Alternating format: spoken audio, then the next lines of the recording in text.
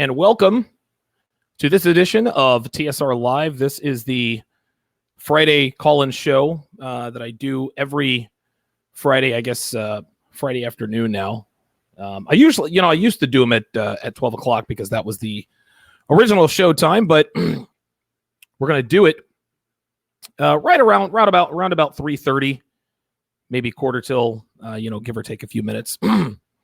As always, we are presented by Gorilla Mind Rush, the number one supplement on the market for productivity, focus, and energy. Go to donovansharpe.com/Gorilla Mind Rush to not only support the show, but to become the most productive you have ever been in your life. Again, that is donovansharpe.com/Gorilla Mind Rush. It is also brought to you by my 5-part, 7-hour audio course, How to Build a Quality Woman from the Ground Up. Again, it is 7 hours of audio for a limited time. I think until, I think it's like Saturday at like 6 p.m. I can't remember exactly.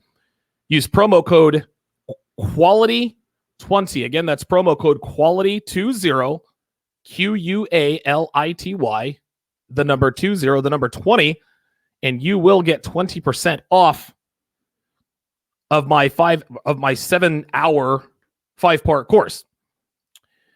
It is Friday. What is it? September 20th, 2019. It's good to have you guys in today. This, of course, is the live Q&A. The phone lines are open. 914-205-5356. Again, that's 914-205-5356. That is the number to call if you have a question. Now, for those of you who are watching or listening to the show for the very first time, or at least the call-in show, the way it works is I have a certain hierarchy in terms of the order in which I take questions. First priority are the questions that my patrons submitted via Patreon. They get first priority. We're going to answer those first and foremost. Second priority is going to be Super Chat. If you Super Chat your question in, you will get second priority. If there are no other Patreon questions, and I try to mix them in, to be honest with you, but it goes Patreon questions, Super Chat is second, phone calls are third. And if you don't have the money to Super Chat, not to worry, you don't have to sweat it. I'm not gonna sweat you. If I don't have any calls, if I don't have any other Patreon questions, if I don't have any other Super Chat questions, then I'm more than happy to jump in and answer any questions in there that may or may not have been Super Chatted in. Big thanks to Benjamin Newkirk with the $10 Super Chat. Benjamin Newkirk, I don't want to put Benjamin's business out there, but like, this dude is an artist. I don't want to give away any proprietary information, but I've seen some of Benjamin's work. Ben, you are an artist, my friend. You're an artist, my friend. 914-205-5356. That is the number to call if you want to get in on the show. Area code 661-760 and 909. I'm going to get you guys momentarily. I'll probably answer a Super Chat, Jesus Christ. I'll answer a Patreon question first, and then I'll come to the phone line. So callers, please be patient. You guys can still hear the show if you guys just hang tight.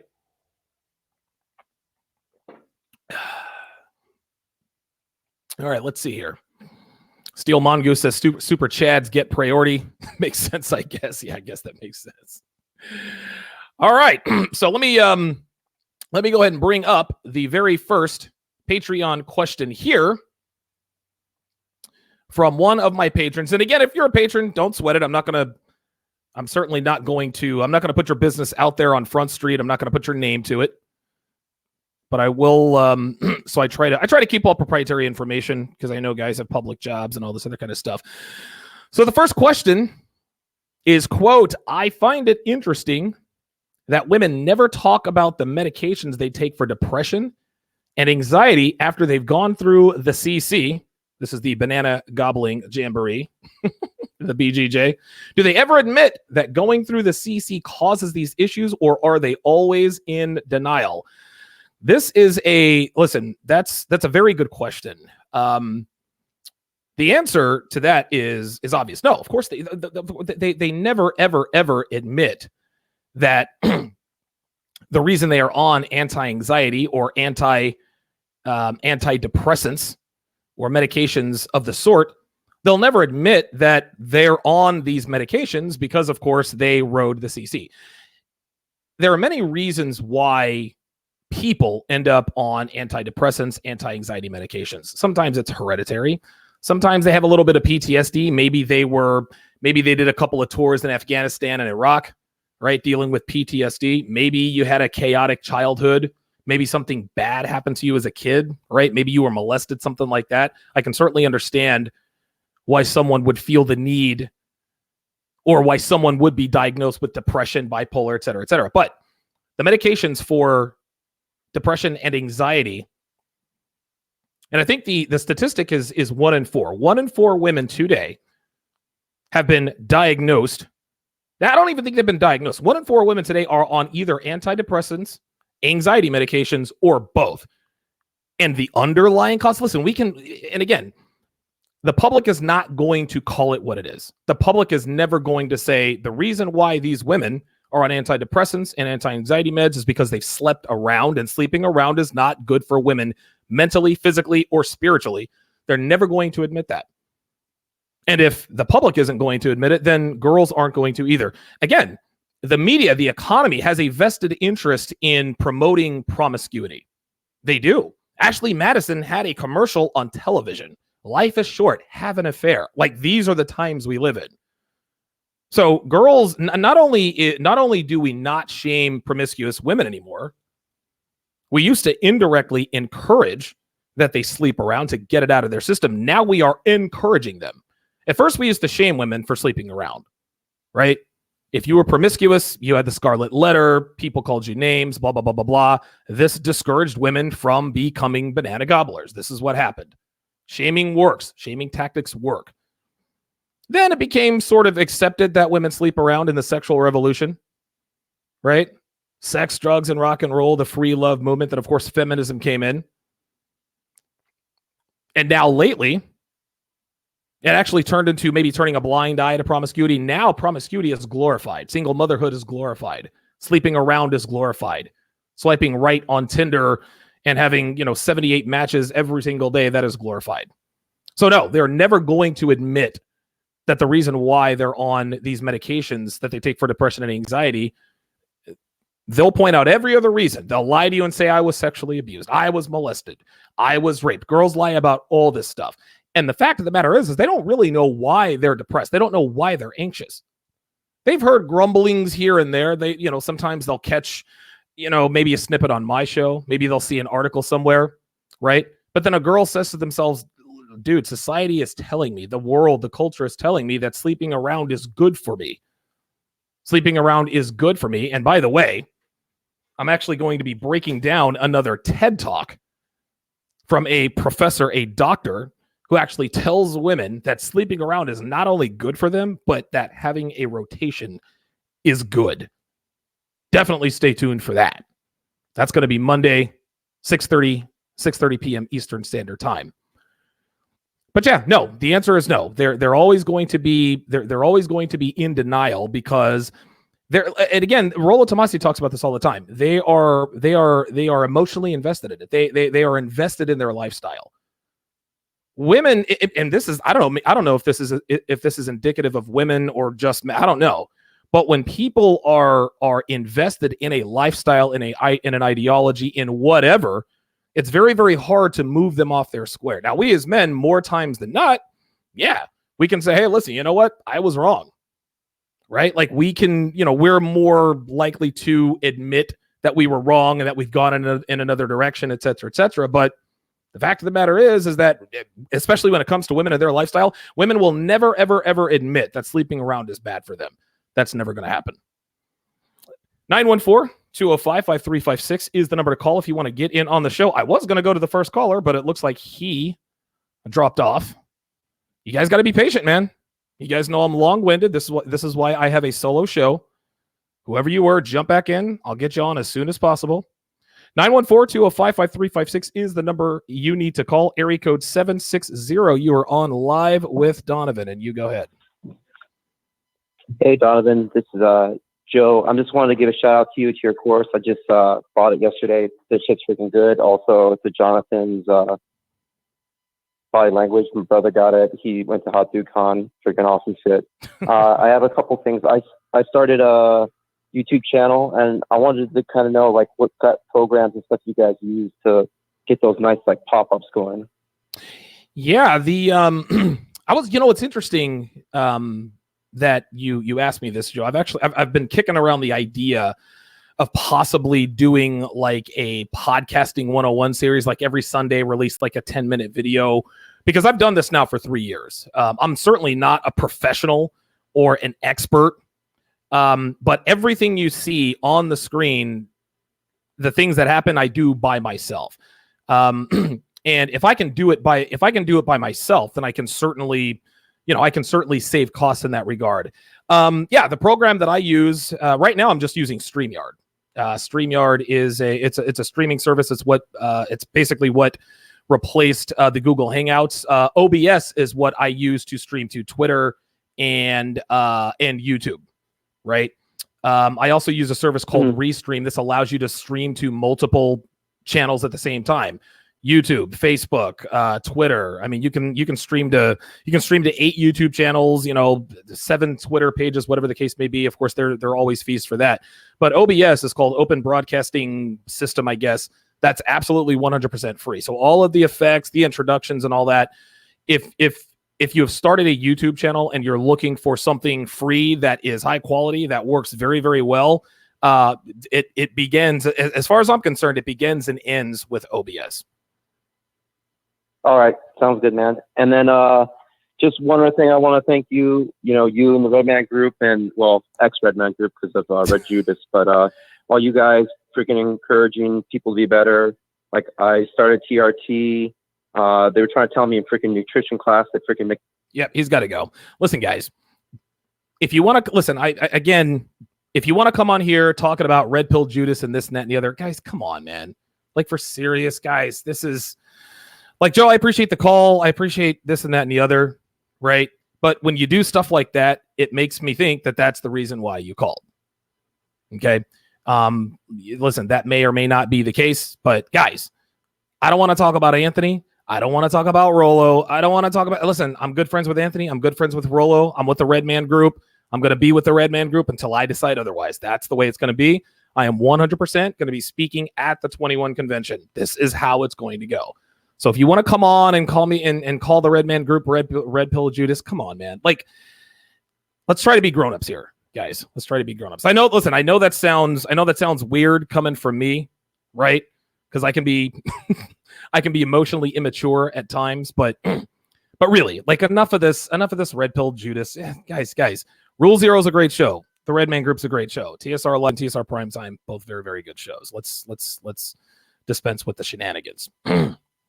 All right, so area code 909, you're next in the queue, then 301, then 347. Let's go to, I'm going to get to you guys in just a second. Let us now go to the next Patreon submitted question. And again, I just copy and pasted these into these breaks. I haven't done any research or anything like that. So this isn't the first time I've seen these, but I haven't had a chance to really break them down. So here we go. It says, Donovan, I am a young African boy, and I want to know how to show your interest to a girl. I find it confusing when people advise you to not manifest your interest and others tell you that you must do it. Yeah, a lot of guys are confused, especially new red pillars. Especially new red pillars. I actually lowered my set here a little bit, but yeah, new red pillars. They're inundated with a lot of information, and a lot of the information about the red pill, how to approach girls, what they really want. A lot of that can be overwhelming and convoluted. So whoever you are, patron, I'll go in there and probably respond to this message. This is a question that requires a much broader answer. The first thing I guess I'll tell you, and I'm not going to get into it now because I got to get to my callers I got to get to my callers. They've been holding here for a while. But the first thing that I'll tell you to do is if you want to show interest to a girl, go up to her and introduce yourself. Don't run cheesy pickup lines. Don't say anything that you wouldn't normally tell anybody else. Just be bold and be forthright. Hi, I'm Donovan. And you are? Yeah, I'm Vanessa. Great. That's the introduction. You have started the conversation right there. When you try, and again, non sequitur game, guys, it's very effective. I've used non sequitur game when I was in Vegas. I've used the straight up approach, right? But non sequitur game can sometimes be a little bit misleading. Not that women don't know why you're really talking to them. Attractive women know that if you go up to her and ask her what time it is or what, where the pet shop is, right? Where's the pet shop? That's Rush's go-to. They know that you don't really want to know where the pet shop is, right? Like they know that you're trying to get an in with them, right? That method is effective if you know how to if you kind of know how to spin things right. But if the way to show interest in a girl is to show interest in her. Now, of course, afterwards, you don't want to be thirsty, you want to be direct. So again, I'm gonna send this guy this young African boy. I'm gonna send him a message and hopefully get a little bit more detail because again, I mean, all situations are different when it comes to girls. I have no idea what kind of experience he has, things of that nature. Patrons in the future, try to be a little bit more specific. I don't need a novel, but try to be a little bit more specific. I try to stay away from the broad questions, but I do appreciate the question there from that particular patron. Let's go back to the phone lines. 914-205-5356 is the number to call if you want to get in on the show. Area code 909. You are on live with Donovan. Go ahead. Hey, Donovan. How's it going? I just recently stumbled upon a few of your videos. I used to watch people like AMS and stuff, and I actually started my YouTube channel. And I was hoping that one day you'd do a video to discuss about how, I feel like with this whole issue with feminist women getting in relationships, I feel like men are to blame, but more so the beta males. And here's why, because they kind of accept that bad behavior that these feminist women do. So that kind of justifies their behavior, in which they continue it, and other women see oh, well, she slept around with 100 guys and she ended up getting the ultimate prize, which is a ring. Every woman wants to get married. So I feel when they see those kind of stuff, then that just gives them the green light to want to continue that type of behavior. Yeah, you make some good points. I will say this. The way women act, obviously, I think that we can agree that women they're the worst behaved that they have ever been in history, right? Like they're terrible. And part of the reason is because men accept this behavior. But this is not all men's fault. Exactly. But this is not all men's fault. Okay. I think it's more so the beta males. Okay. Well, that's all well and good. But what you have to understand, and I think you understand this, I think you sound like a smart guy. You have to understand that, yes, it is partially the beta male's fault. I guess the alpha males too. But here's the thing, caller, is that we've been raised, and I don't know how old you are, but I was raised right at the tip of the 80s. I was born in 77. And when I was young, when I was a teenager, I was told that the way to a woman's heart was to treat her well and respect her and blah, blah, blah, blah, blah. And what was happening was not that, right? Like my high school sweetheart responded well to all of that stuff because she was innocent. That's all there was to it. My guess is that she probably doesn't act that way right now. But what happens is that when guys get into their 20s, their early to mid 20s, we start dating these women and we do what they tell us to do and we ask for advice. Well, the world and the culture tells us, well, this is on you, right? Like we say, well, wait a minute, my girlfriend is doing this. Well, this is just natural. Well, my girlfriend is texting her ex. No. You're being insecure. You don't need to worry about that. You need to trust her. The world tells us, caller, that we need to give women our trust for no other reason but that they ask for it. And we don't owe women a goddamn thing. And guess what? They don't owe us a goddamn thing. It's on us to prove to a woman that we feel is worth it to be the woman that we want. But by the same token, we don't have to sit around and accept that bad behavior. So I'm not going to be the guy. I will never be the guy to say, well, I think the women are bad off and it's all men's fault. No, I 100% disagree with that. Yes, men do share some of that responsibility. But again, we were given faulty tools. Dude, this ain't the 1940s. This ain't the 1950s. This is 2019. Yeah. And these days, these days, the culture tells us that women who work out at meathead gyms, women who live by themselves, women who sleep with multiple men, women who post sexy selfies on Facebook, even though they have boyfriends, women texting their exes, women going to mixers at work. They're telling us that this is good behavior and that it's healthy and that we should accept it. And because a lot of guys, this is really all that they've heard, they kind of go along with it. And then at some point they're like, okay, well, the math doesn't really add up, but they keep telling me that this is good behavior. So no, I disagree with you in that the reason why women are the way they are is men's fault. Men certainly share in some of that responsibility, but I'm not going to put 100% of the blame at the feet of men. Yeah, and you know what? I get what you're saying 100%, not even trying to argue that. Maybe I wasn't clear on that. I think the point that I was trying to make was that it's not necessarily men's 100% fault, but the mere fact that once one woman sees that, oh, this guy accepted it, it kind of starts a snowball effect where it's like, well, he accepts it, why don't you? And then some men just they haven't came onto the whole red pill thinking where, hey, you don't have to accept this type of behavior. You can walk away. You're the prize. Because the way listen, hold on. Listen, hold on real quick. You're making a good point, but who's out here telling these guys this? Right? If go ahead. Who's telling them this? Yeah. What I mean, who's telling them is like, at the end of the day, a lot of their information is being disseminated from women. I'm a black male, I'm actually Nigerian to be precise. But when I look at a lot of other people who necessarily don't come from the background for me, they come from a matriarchal background.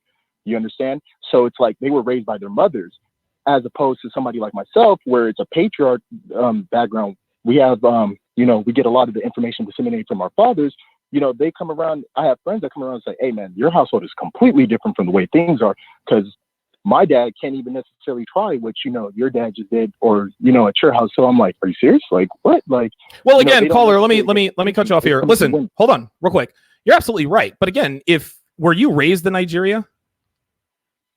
Oh, no. And I get where you're going to come from. No. Hold on. Hold on, caller. Just answer my questions. Where were you raised, and did you have both parents? Here in the United States, and both parents. Okay, right. So you are, and see, you are so fortunate, man. Like, you are very, very fortunate to have been raised in a patriarchal background, right? But you need to understand that it ain't like that for most men here in the United States. It's just not like that. Listen, I was raised in a military family. Okay, I had both parents until the age of 13. But my parents separated twice before they actually finally got divorced. And there was a lot of chaos, and there was a lot of turmoil. Guess what? My mom ran the household, right? My mother was the one who told me that you need to do X, Y, and Z. And if your wife or girlfriend is doing A, B, or C, then you don't need to worry about that. Oh, no. So again, at some point, men have to wake up and understand, okay, you have to have some backbone. But by the same token, we need to understand that it's very hard for men to change their thinking. If men were raised in red pill awareness, then we wouldn't have any problems, right? But men who are raised and steeped in this blue pill sewage, we can't say, and this is actually what women say too, caller. You're going to figure this out when you start your channel. A lot of women, like, I'll give you an example. Let's say a woman was raised without a father, right? Father's in and out of prison. And of course we all know that women with daddy issues, they're promiscuous, make bad decisions, multiple kids, multiple dads. We all know that. We all know that stuff.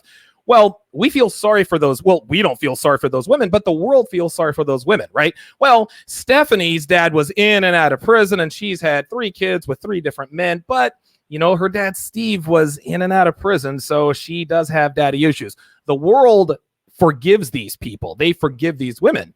But then we have women talk about men who were raised in a matriarchal household who don't know how to handle women. I've heard women, I was actually on with O'Shea, and a woman called and she was bitching and moaning about, why don't you men just wake up and figure it out? And we're like, well, wait a minute.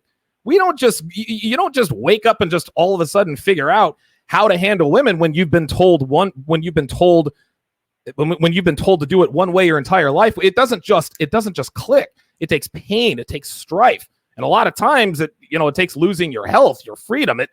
It's almost like it's a very painful metamorphosis. But the point is that I'll hold men accountable. If you are a consumer of red pill truth and you still don't act on what you know, I'll give you a little bit of leeway for so long. If you have had red pill awareness for 5 years and you're still doing the same stuff, well, at this point, that's on you. But I'm not going to place the blame at the feet of men for the state of women.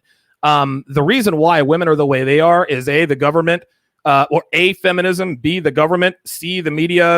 I mean, you can go all the way down the list. But listen, again, men, I'm not trying to skirt responsibility here, but I'm not going to put, dude, they're probably like LMNO or P. That's, I'll give you less word. Okay. Yeah. And I think, everything you're saying is spot on. And this is going to bring my last point where I feel like we need more red pill wear people like yourself, putting out videos. That's why I try to jump on everything, because maybe when men all coalesce together, because there's always that one guy who's going to capitulate because this girl's offering him pussy. Right. And then he's just going to throw everything out the window. And then it's like, hey, man, this kind of sets us back. It has to be all together, because I feel like once we all unite, like, hey, this is a standard that men are going by. Women are groupies by nature. They're naturally going to change. Yeah. If men all together say, I don't like women that post pictures online, blah, blah, blah. I guarantee you, if all men together in the world coalesce and say we don't want that, overnight, you're going to see all those pictures on Instagram come down. I guarantee you, because women are groupies by nature. No, I understand that. There's just one problem that's never going to happen, right? Like, it's not going to in a real life setting. Yeah. Right. Exactly. Yeah. And this is why guys like me exist. Thanks for the call. Area code 909. Good call. And definitely good luck with your YouTube channel. I wish you lots of luck with that. Yeah. I think he's trying to be motivational. He's like, listen, man, if your girl is, and I'm the same way. Hey, if your girl is acting up on your watch, that's on you. Right. But I'm not going to blame men for the way women act, at least in that regard. Let's go back to the phone lines. Area code 301 347. You're going to be up right after 301. Area code 301. You're on live with Donovan. Go ahead. How you doing? Can you hear me? I sure can. I just got used to this red pill knowledge, and I started watching some of your videos. I actually play point guard for University of Maryland basketball team. Oh wow! And we watch you all the time in the locker room. No shit. That's awesome, man. Well, and I can't say I'm happy I woke up to this, because we've been lied to all our lives. Some of the athletes could be the most biggest simps. Like, I'm telling you, athletes are the most biggest simps, bruh, including myself at the time. Well, the thing is, and I know you don't want to give away your name. Shout out to the Terps, Gary Williams, Juan Dixon, all the greatest Maryland Terrapins of all time. The thing is, man, is that you're a college athlete. You get girls throwing themselves at you all the time. And what a lot of guys don't understand, especially if they go pro, they think guys who get girls throwing themselves at them all the time, they have the best impressions of girls. You almost never see the worst of what women have to offer. But then when you get out there in the real world, whether you turn pro or not, that's when you really start to see things. So what is college life like? Like, how did you guys stumble on my show? How did you stumble on? Because I know you guys watch Minister Jap. I think you watch O'Shea. I think you guys watch several. Well, one day we have a big old projector. We have a players' lounge that we go after practice, and we just fall asleep in there.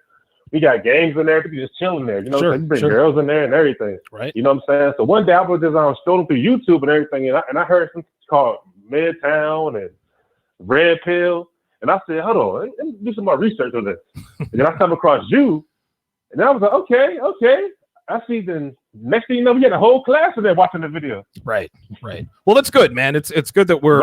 But I got a situation I want to tell you about. Okay, right, let's hear what you got. I slept with this girl. Last year. This real pretty Asian girl last year, and she's been extorting me for the past year. As far as that, she's going to put false allegations on me that I raped her. She said, what? Okay, basically I slept with her and I didn't want to be with her. Because I have a girlfriend. Right, you just banged her. Yeah, you just banged her and all that, right? She's from Dubai. Oh, wow. Yeah, so I cheated on my girl at the time and with this Asian girl for the party. And I fucked her probably I didn't mean to cuss, but I had sex with her probably for like 4 times. And I don't want to be with her.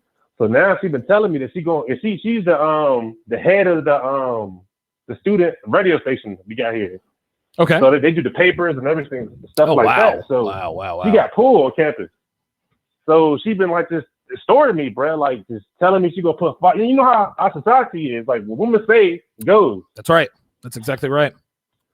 So she just been extorting me, man, for the past year, man. It's really I got way more to lose than her. So is she? You said she's stalking you at this point? No, extorting me. Like she going like if I don't do what she do this, if I don't cater to her or whatever like that, she gonna put these. She gonna spread rumors that I raped her. Okay, here's what you need to do. Here's what you need to do right now. Right now.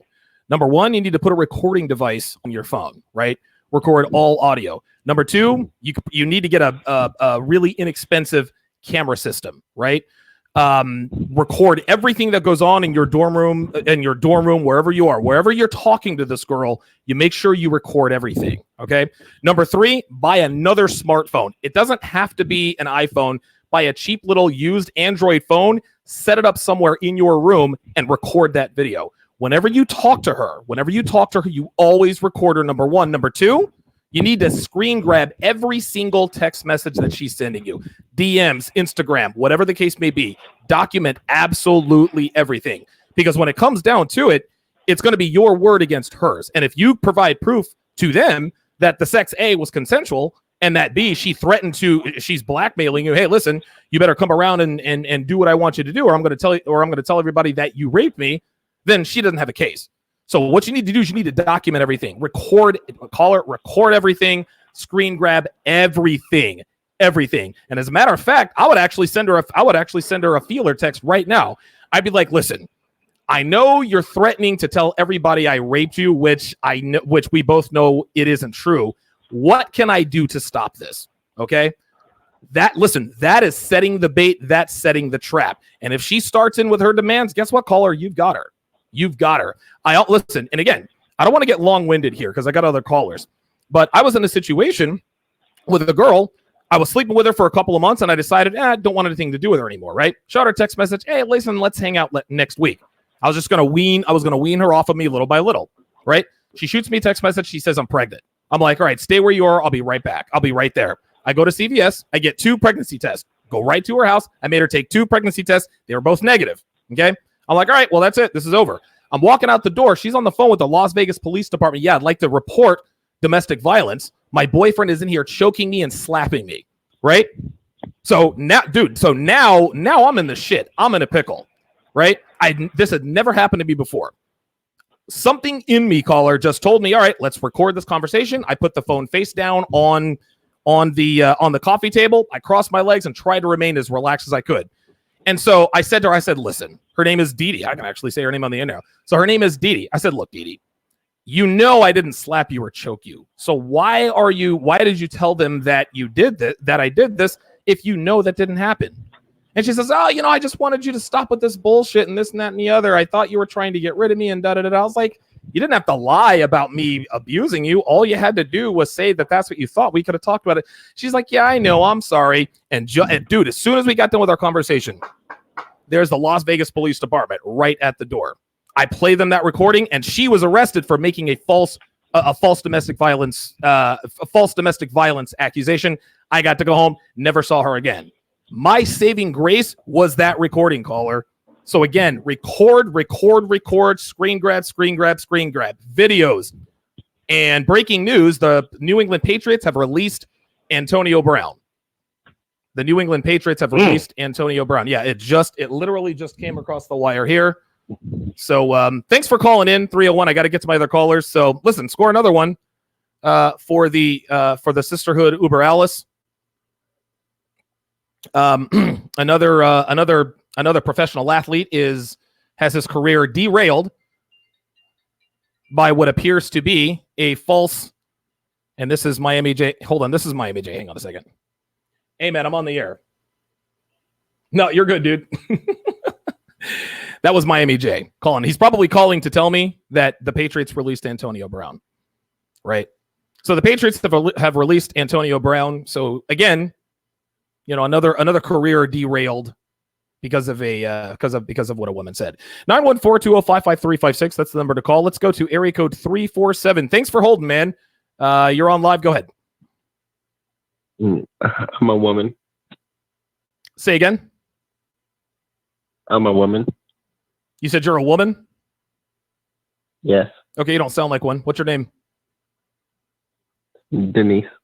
Okay, what's your question? All right. In regards to Antonio Brown, what was the reasoning for him being released? You're asking me? Yeah. This isn't about Antonio Brown. I just broke news here. What's your question? Um. All right, 914-205-5356. Let's go to the next caller, area code 760. You are on live with Donovan. Go ahead. Hey, Donovan, can you hear me? Yes, sir. Hey, so I got a question. My wife does not react well when I treat her right. She only reacts when I act like a fucking asshole to her. Right. And I know you say in your book that means that she's a hoe. Is that just like, do I have to just like be asshole like 80% of the time, maybe nice like 20? That's a good question. I don't think you have to put a percentage on it, but what you really have to do, if you want, well, let me ask you a few questions here. How old are you? How old is she? How long have you been married? And do you have kids? If so, how many and how old are they? No kids, married 2 years. I'm 35. She's 28. Okay. All right. Okay. Very good. Very good. Appreciate the brevity there. So she only acts right when you are an asshole, right? Was she like this when you guys started dating, or is this recent? She kind of appreciated nice things at first, but then like she was never really, really that appreciative overall. Right.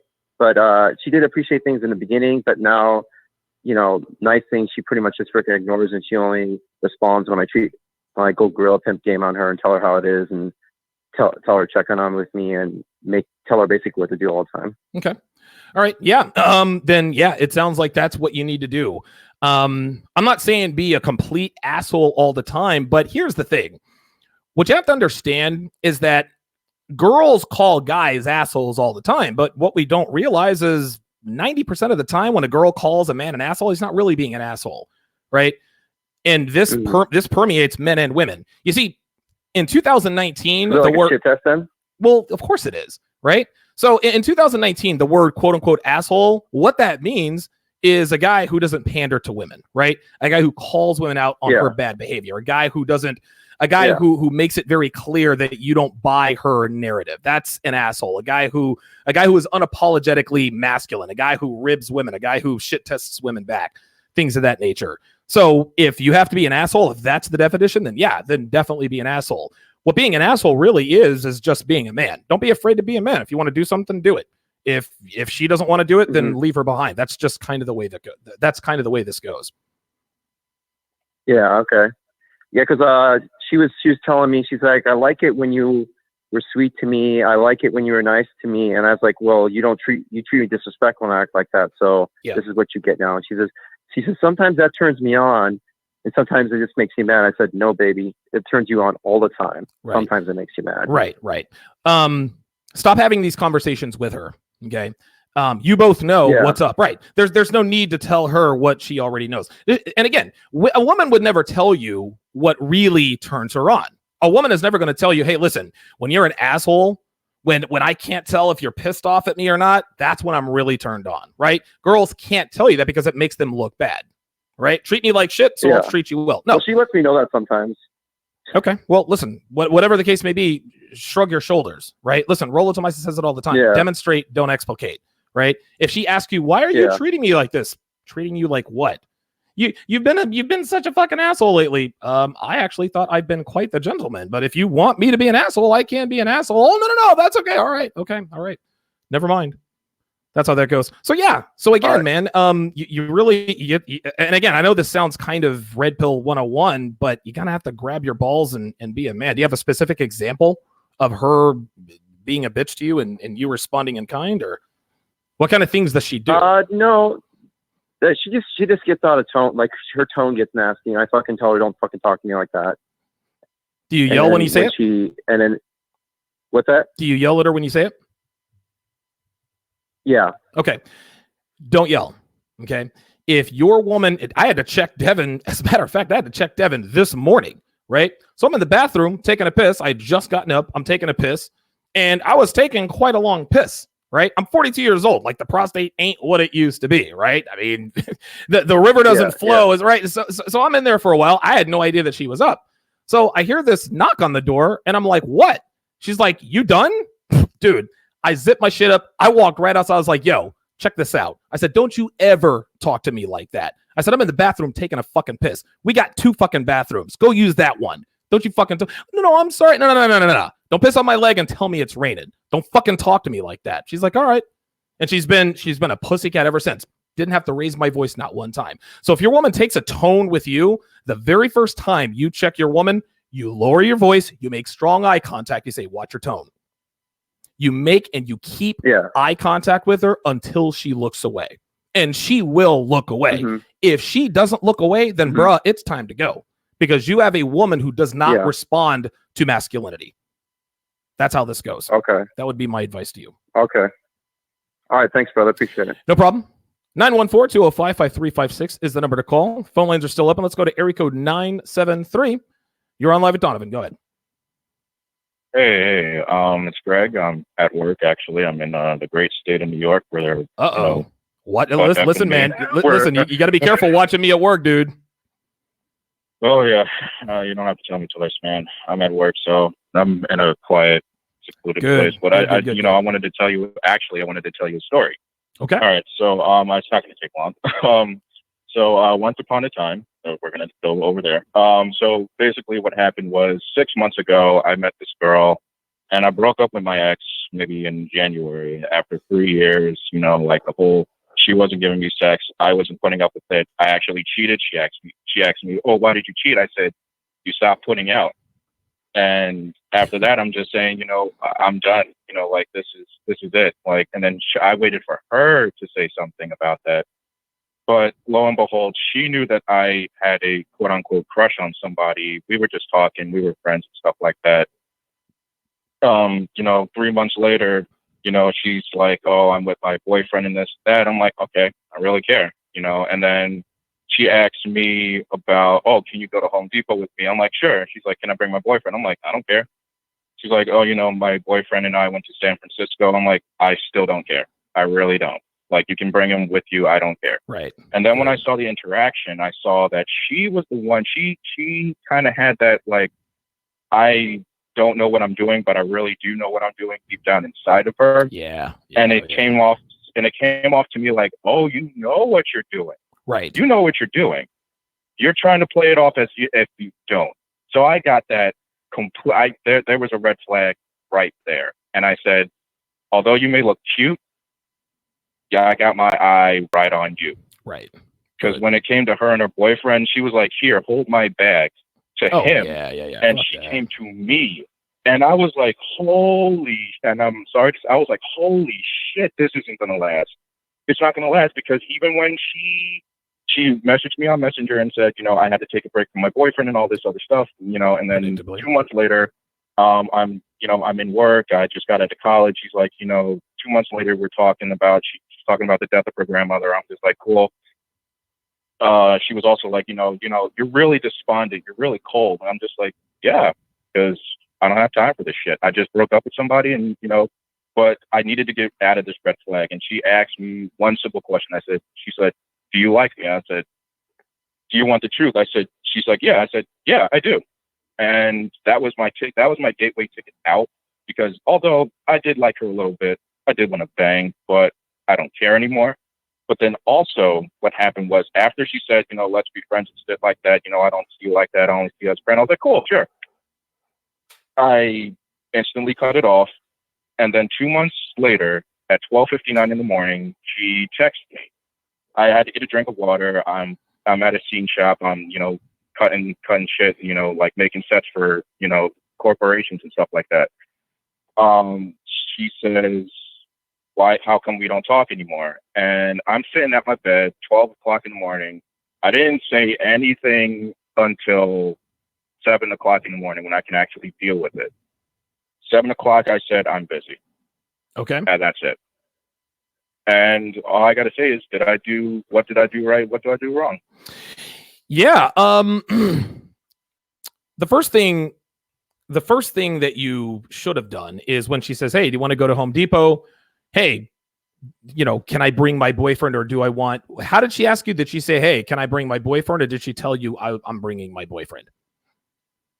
No, she asked me if she could, and I just said, "Sure, why not?" Right.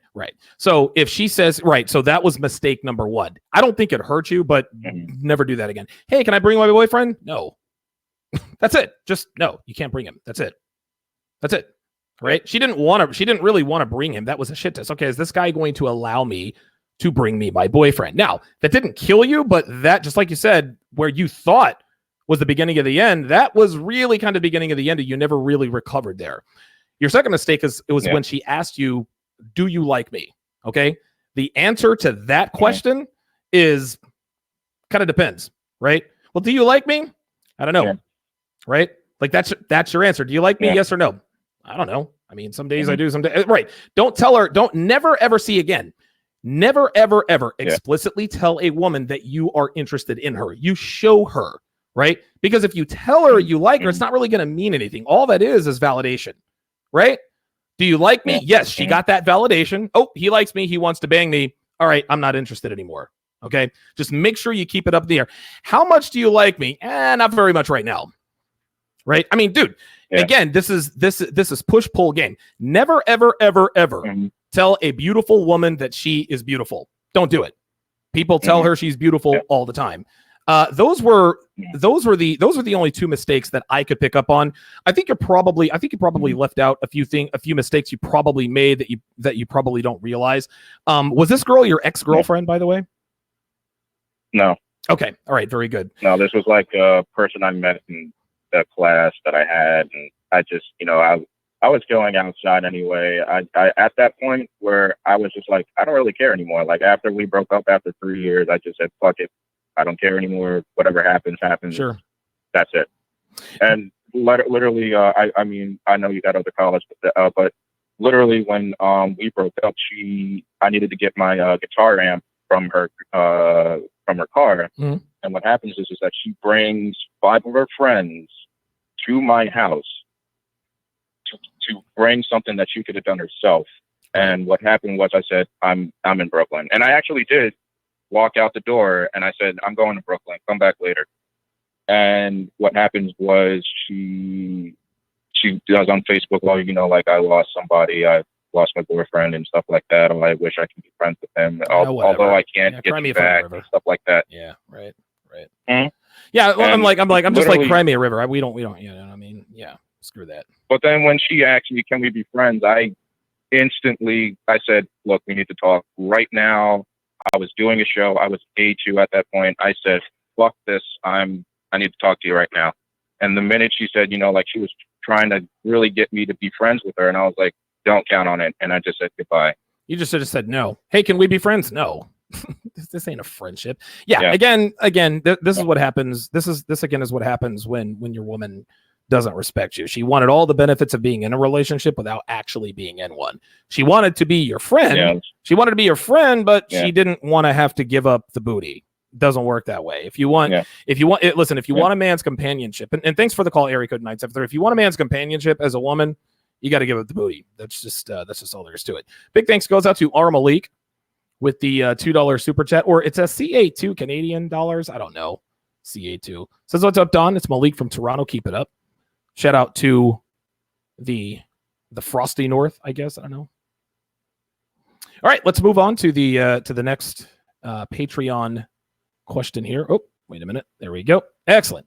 So the next question is, hi, Donovan. I have avoided dating because I've been concentrating hard on getting my career set up. I'm moving to Florida for a better job, so I am excited. However, I want to start dating. My biggest problem is opening with girls. I get wrapped up in how beautiful they are, and my first I get so wrapped up in how beautiful they are that my first inclination is to give a compliment. How can I adjust my approach when I'm just out in public? Yeah, man. He actually talks about what I just talked about, is you do not compliment girls. Do not do it, guys. Do not do it. If you're 6'4", ripped, If you've got movie star looks, yeah, you can probably get away with complimenting girls every once in a while, right? Listen, the more physical equity you have, the better you look on the outside, the higher your status, the bigger the margin of error that you have, right? A lot of people say, well, basically all game is money, muscles, and looks. No, money, muscles, looks, and status and all that stuff, that gets you more opportunities with girls, right? It makes it easier. It makes it easier to meet girls, right? And yeah, you have a little bit more leeway than, I guess, just the average Joe. But that does, just because you have money, looks, status, etc., that doesn't guarantee you anything. Money, looks, and status and all that stuff, that gets you more opportunities with girls, but that doesn't necessarily keep girls in line. So if your biggest problem is just getting wrapped up in how beautiful they are, that your first inclination is to give them a compliment, again, and I see you on the line here, area code 647, just walk up to her. Listen, the greatest pickup line in history. Listen up, guys. I'm going to give away this information absolutely free. The best pickup line, the greatest pickup line in the history of game, the greatest pickup line in the history of mankind. This pickup line has gotten more men laid than any other pickup line. You want to know what that pickup line is? I'm going to put this on the big screen. The greatest pickup line of all time is, "Hi, I'm Donovan." That's it. That's all you have to do. Strong eye contact. You put your hand out. You're confident. Your posture is good. You have a devil-may-care attitude. "Hi, I'm Donovan." That's it. That's what you do, right? Like, you don't have to compliment her. You don't have to blow smoke out. You don't have to blow sunshine up her ass. You don't have to do this. Like, you don't have to get all into that. And if you get wrapped up in a female's beauty, and it's okay to get wrapped up in a female's beauty, but you have to understand that every person, men and women, compliment her on everything. "Oh, I like your hair. I like your shoes, blah, blah, blah, blah, blah." Instead, make her qualify herself to you. "Hi, I'm Donovan." "Oh, okay. Well, I'm Stacy." "All right. Cool. Good stuff. Listen, I was noticing your shoes. Those are interesting. If you don't mind me asking, how much did you pay for those?" Now she's like, "Wait a minute. He says they were interesting. Does he think I'm a cheapskate? I can't wait. What? All of this is going on in her head, right? This is what we call making women qualify themselves to you. How much did you pay for those shoes?" "Oh, well, why do you ask?" "I just want to make sure you're not one of these kinds of girls who spends like $700 on shoes, right?" And a lot of times they'll kind of laugh. "Ha ha ha. Yeah, I got them at JC Penney. I got them at Payless for $49.99. Okay. All right. Very good. Excellent. All right. Well, I paid a little bit more for mine. And now you're having a conversation. Your first question or statement to a woman that you were talking to for the very first time, okay? Do not give her a compliment. Tell her something she's wearing, what she looks like is interesting. "You know what? I came over here because your dress looks interesting. How much did you pay for it?" All right? Or where did you get it from? What brand is it? Anything and everything. It has to be an open-ended question. And an open-ended question is anything but a yes or no question. "Hi, I'm Donovan." "Hi, I'm Dinara." It's a girl I used to bang. Right? "Hi, I'm Donovan." "I'm Dinara." "Yeah, I noticed you had purple hair. How long has it been purple?" "Oh God, I just did it a week ago." "Oh, okay. Is your hair always purple?" And she'll say, "Well, why do you ask?" "I get bored easily." "Well, no, I like to change it up sometimes." I like to change it up sometimes as qualifying herself to you. I'm not boring, so I'm going to tell him that I like to change it up sometimes. I'm not sure if he likes my shoes or not. Okay, so I'm going to try to sell him these shoes to try to sell him myself. You guys understand how this works? Because when you compliment a girl's dress, her shoes, her smile, her whatever, you're giving them that validation. And when you give them that validation, you give them less motivation to qualify themselves to you, to prove themselves to you. When someone is trying to prove themselves to you, you are in the driver's seat. Think of the interviewer and the interviewee, right?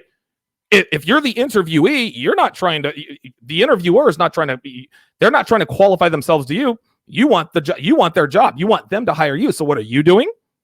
"Yes, I've worked at XYZ. I have experience. I've done this. I've done that." You are trying to sell yourself to that particular job. There are a lot of PUAs and pickup artists says, "Listen, man, game is sales. You got to sell yourself to women." That's only partially true. But you sell yourself to women by what you do, not what you say, right? And the key is to get her to sell herself to you. Women never, ever, ever, ever have to qualify themselves for anything. Everyone around them all the time tells them they like everything about everything that they're doing or smelling. No, dude, you roll up on a girl, you'd be like, hey, you know what? Your hair is actually quite interesting. Where'd you get it done and how much you pay for it? Oh, do you not like it? I don't know. The jury's still out on how much did you pay? $28? Okay, I guess I kind of like it. And then you guys share a laugh, right? You make a woman qualify herself to you. You give her that ambiguity. You point something out. Your earrings look kind of interesting. Where'd you pick these up at? And grab the earring. If she's got, I used to do this all the time. Your earrings are actually quite interesting. Where'd you get these? And she will, dude, I've known her for 17 seconds. I'm already touching her ears and earrings. Where'd you get these? Oh, I got these at Claire's. Oh, okay. So you buy cheap earrings, huh? No, I don't buy cheap earrings. That's qualification. It's qualification. All right, guys, I'm going to take a 30-second break because I need a glass of water. I'll be right back. Sit tight.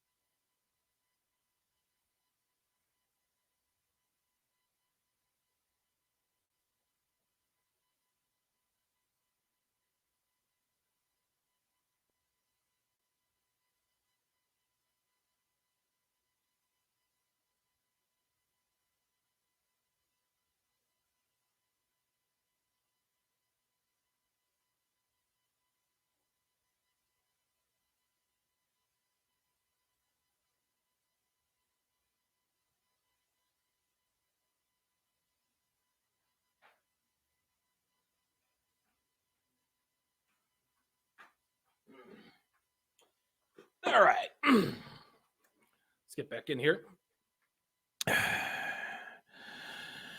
Okay. All right. Looks like we got some time bandits in here.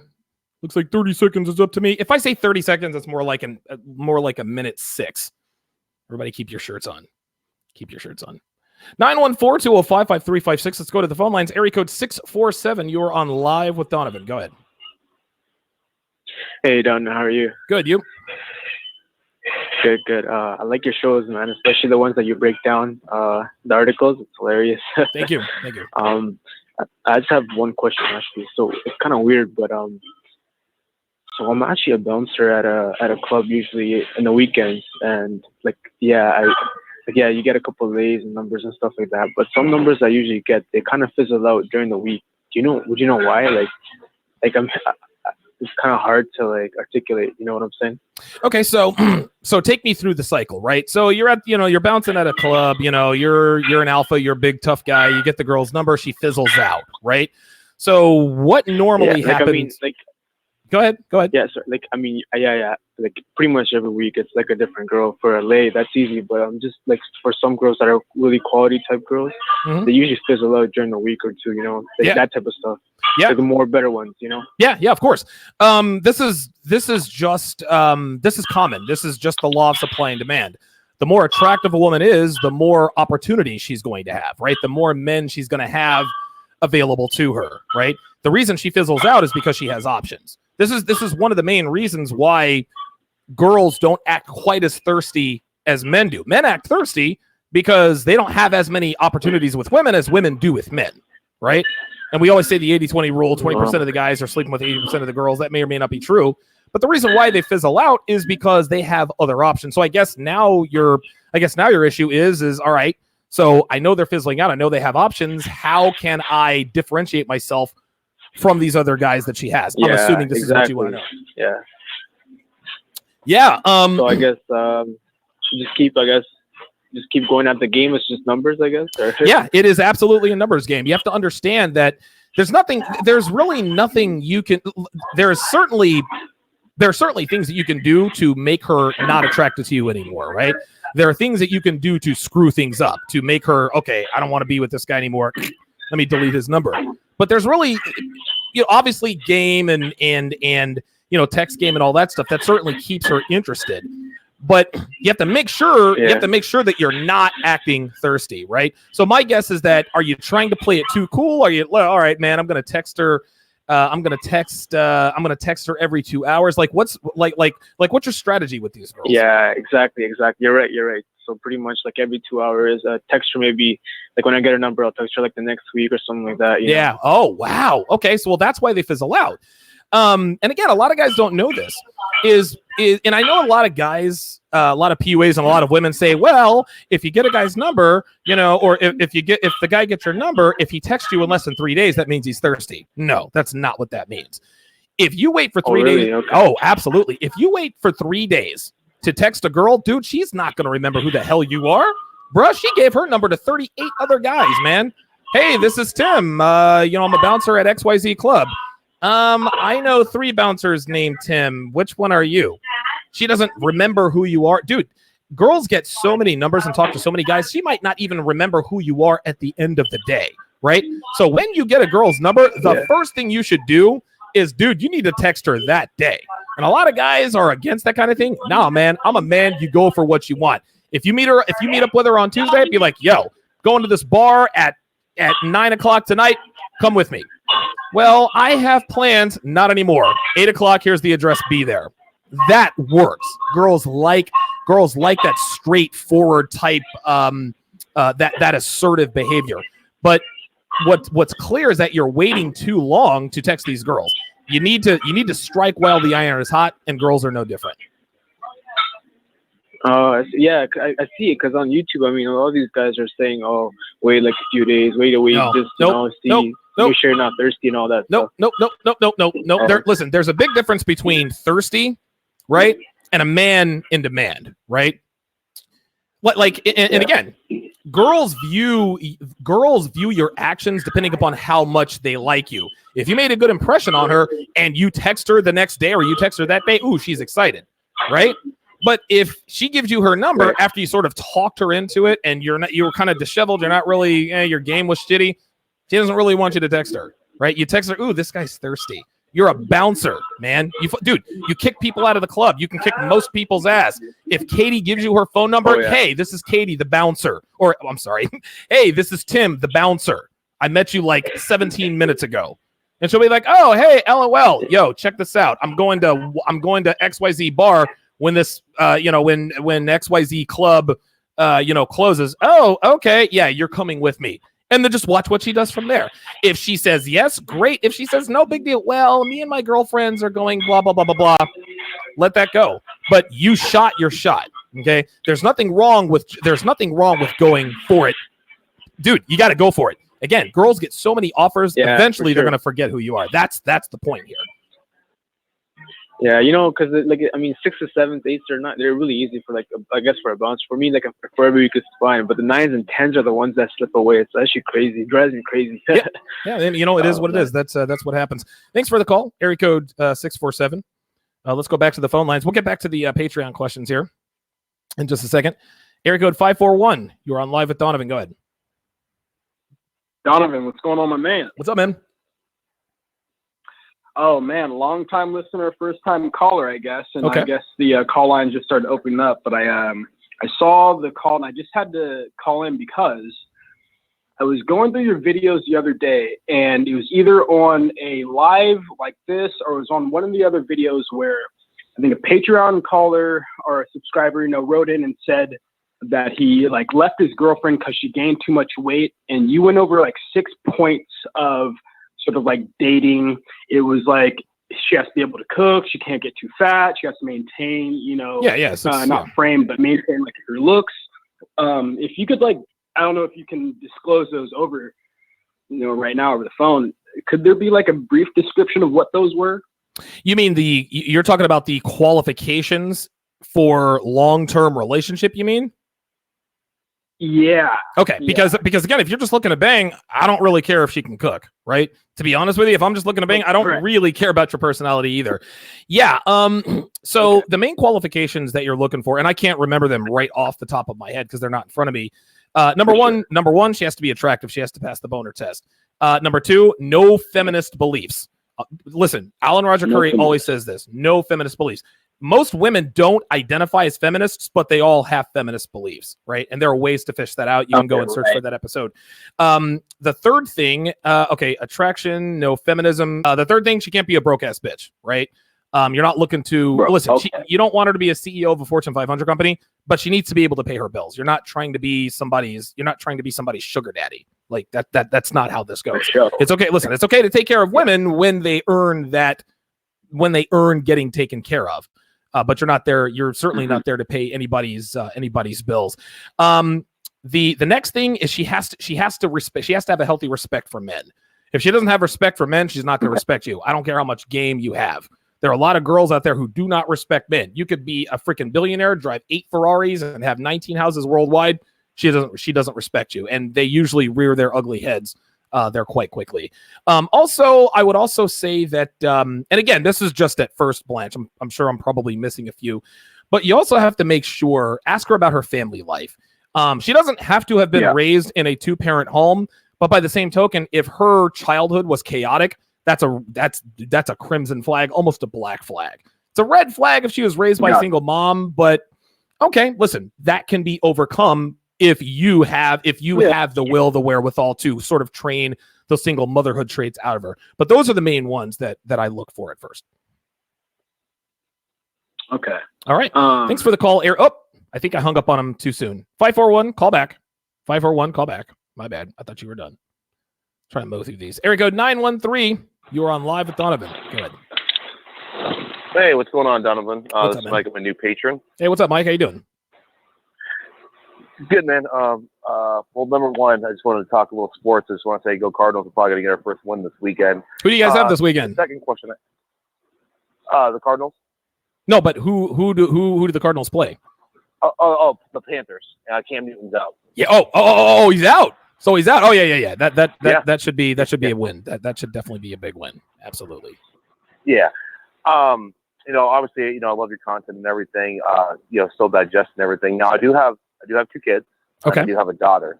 So I don't know if there's any gouge. I really haven't done the research, but I was just wondering if you know off the top of your head, is there anything as far as like raising specifically a daughter as a red pill man? Wow. And I'll just go ahead and wait for your response. Yeah. That's a good, that's a very, very good question. Thanks for the call. Area code 913. Yeah, man. Like, God, raising a daughter. And listen, I don't have any kids. I don't have a daughter. I don't have a son. The best person to ask about that is Rollo Tomasi. Rollo Tomasi has a beautiful 22-year-old daughter. She is, obviously she's Rollo's daughter, and he probably, he probably instilled certain values. In terms of raising your daughter, if you want to raise your daughter as a red pill man, number one, you got to be a man, dude. You have to exude that masculine dominance. Don't exhibit weakness, because if you exhibit weakness, she's going to go after guys that are the opposite of you. A lot of white guys, listen, white men and black women, white fathers and black mothers, okay? Those are the 2 groups of people that react the most adversely with interracial dating. And nobody gives a shit about interracial couples except for the relationships between black men and white women. Those are the only relationships that anybody goes apeshit over. And the 2 main groups of people are the white fathers and the black mothers. No, I'm not saying all white fathers, but all black mothers go absolutely apeshit.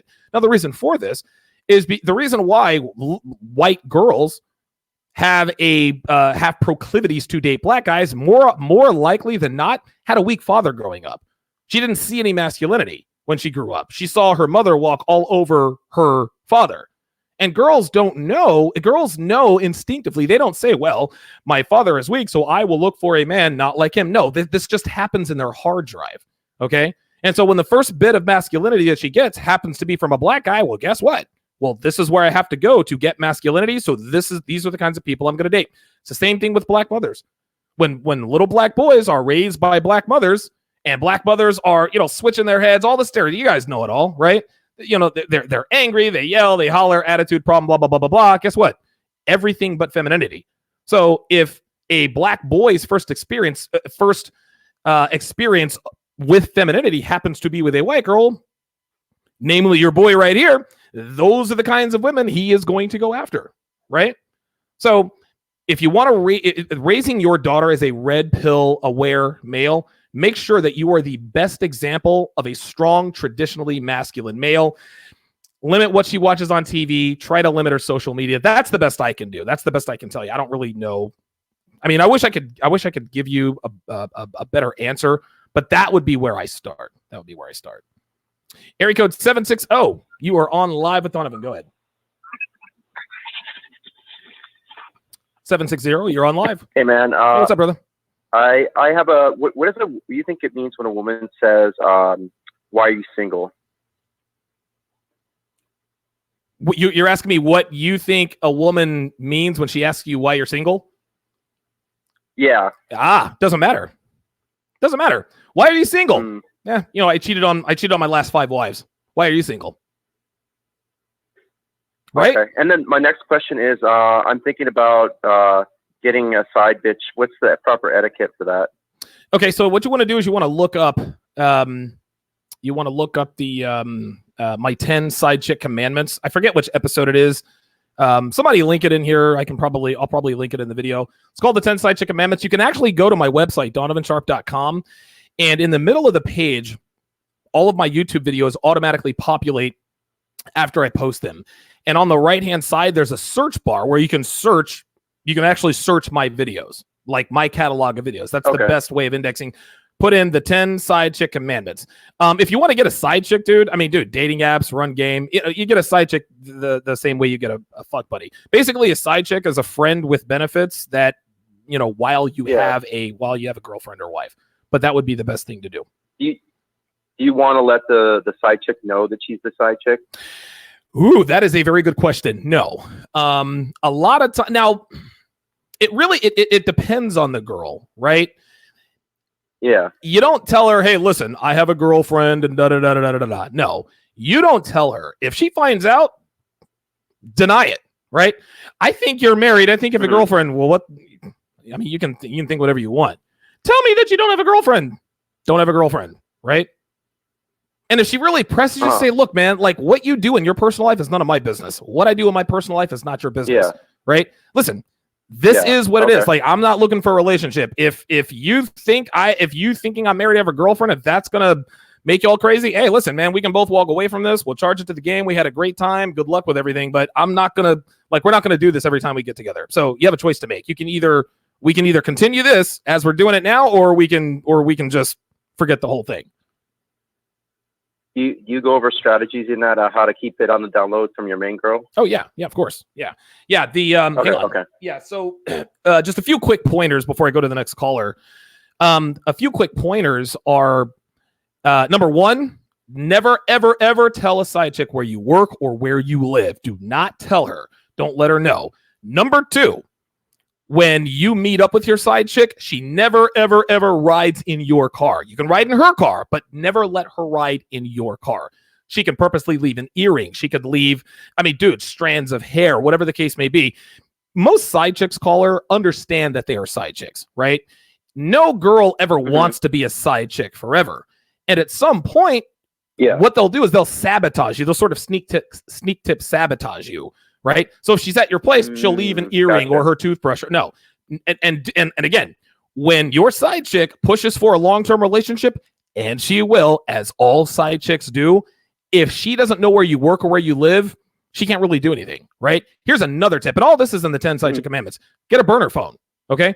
Get a burner phone. Yeah. That was the next question. I was going to ask you to get the phone. Get a burner phone. Do not never, ever have have in Vegas, I used to have the bro phone and the hoe phone, right? Listen, these are my confidants. These are my concubines, right? I had a bunch of names for it. These are from this is my bro phone. This is my booty phone. That's how this goes, right? Never, ever tell a side chick your real phone number. Here's another thing. If you can get away with it, never tell a side chick your real name. Because if you do and you're on social media, she will find out where you work and where you live, right? So if you, and that's actually how I came up with the name Donovan Sharpe, right? I was in relationships with girls in Vegas, but then when I was hooking up with girls on the site, hey, what's your name? Donovan. Yeah, I'm Donovan. Good to meet you, right? Didn't know where I worked, didn't know where I lived, didn't know anything about me except for the fact that my name was Donovan. They had the phone number that I wanted them to have, couldn't find me on social media. So as soon as I decided to call it quits, I was in the win. They could do nothing about it. The 10 Side Chick Commandments has all of this stuff in there. Okay. So it's kind of like the French and Italians. Like you just do it, but it's as long as nothing ever comes up, you're good. There you go. There you go. And as soon as she starts talking about a long-term relationship with you, vamoose. Get up out of there. Yep. All right. Thank you. Excellent. Thanks for the call. Area code 760. Let's go to the next call. Area code 951. You're on Live with Donovan, and you go ahead. What's going on, Donovan? It's Charles Caballero. Charles, what's going on, brother? How you doing, man? Doing great. Got a story for you. This one just happened. Okay. All right. Asian single mother locked herself out of her house. Calls me up. Yeah. Literally, it's almost always the same thing. They go outside without their keys, not even thinking about it. Click. Anyway, I go there. Takes me about 2 or 3 minutes to open up the log. Boom. She pulls out a credit card. Her boyfriend's credit card. Ooh. Yeah. Ay. I know. It just makes me laugh sometimes. Like, they can't just, it's not all of them, but so many of them will just not take full credit. Like, this was her fault. It was her fault. She locked herself out. Right. She should be paying for it instead. Right. Instead, she uses her boyfriend's or her husband's credit card. That's typical female behavior, right? Oh yeah, exactly. I even joked around with her. I told her, "Hey, does your boyfriend know you're using his card?" And she just laughs and says, "That's a good one." Oh wow. Yeah. Does your man know you're using his card? Like, what is going on with that? That's funny as hell, dude. I know, it's funny, but yeah, I just wanted to throw that out there for you. Charles, we got to talk soon, man. It's a shame you won't be at 21, but we gotta talk soon and catch up sometime, man. Oh yeah, man. You still got the football NFL show going on Sunday? Oh yes, sir. Yes, sir. That is going to air this Sunday right here at 11 a.m. So yeah, dude, feel free to call in, brother. Yes, sir. I'll do that. Thank you. Charles Caballero in the house, the only man I know who's probably stronger than actually. You know what? Ed Lattimore is definitely, listen, I would never get in a fight with Ivan Throne, Ed Lattimore, or Charles Caballero. Those are 3 people that I would never, ever get into a fight with. That would not end well for me. 914-205-5356 is the number to call. Let's go to the next caller, area code 740. You are on Live with Donovan. Go ahead. Hey, thanks, Donovan, for taking my call. Absolutely. Hey, just 2 quick questions. One of them being, I'm going to Vegas next week. Where's the best place to do day game in that area? Yeah, the Vegas Strip, Las Vegas Boulevard. Pardon me, Las Vegas Boulevard and Fremont Street. Fremont Street under the canopy. That is where that's where most of the action happens. The best club in Vegas, like night clubbing, definitely Dre's, the rooftop. Dre's and the rooftop. The pool parties, what is it, September? They still have pool parties. The pool parties are actually going to be ending here in a few days. But I would stick to Las Vegas Boulevard, which is the Strip, and Fremont Street. All right, thank you. And just my last question is, do you think today, for guys, is it a waste of time to do online dating? No. And I can understand why you would ask that question, because the quality of women on online dating aren't really up to snuff, But no, it's not a waste of time because there's no effort involved, right? Like anything in life, online dating is really kind of about it's a numbers game. The more you swipe right or left, I guess, whatever the case may be, the more you do it, the more success you're going to have. Now, if you want better looking girls, what you're going to have to do is you're going to have to present yourself better. You have to, and again, if MLD is in the chat, he is the Tinder expert in terms of what's put on your profile. If you have a rock solid Tinder profile, If you're cool doing cool things, women want to be with interesting men. They want to have fun. Okay. I forgot who it was back in the day. It said girls just want to have fun. I think it was Cyndi Lauper. But yeah, girls want to have fun. They want to have adventure. If they see you doing adventurous things, doing fun things, that makes you much more attractive to them. That would be my advice to you. But no, online dating is absolutely not a waste of time. It is a gold mine. Okay, thank you. No problem. Thanks for the call. Big thanks goes out to R. Malik with the $2 Canadian super chat, I guess. I don't really know what's going on with that. All right, very good. Very, very, very good. Somebody in here asking about TGs. You're gone. What the hell is going on? All right. Devin's on her way home. All right, let me take a couple. Okay, we're gonna go to 541 and then 414. Then I'm gonna answer the super chat question here by Divining Rod 1979. I'm gonna put this actually up on the screen now. There we go. Very good. And we'll do this to make sure that everybody can see it. All right, perfect. 914-205-5356. Area code 541. You are on live with Donovan. Go ahead. Hey, Donovan, you told me to call back, so I did. Yeah, I hung up on you early, man. Yeah, my bad, dude. Yeah, no worries. There was a second question that was kind of like off topic, but it was somebody I need to ask of the red pill manosphere is because I live in a state where it's like blue pilled and very progressive. Right. Portland, Oregon, i.e. Oh, against the law to be a man. You're right. I wanted to ask you, how do you create wealth, but more specifically, how do you as a black man create wealth? I'm trying to figure it out. 29, just working, odd jobs, trying to create another source of income, other ideas to bounce off. I know it's sort of off topic, but if you can shed a little light on that, that would be super. Yeah, of course, man. Yeah. I can't really tell you how to create wealth because I'm not wealthy, right?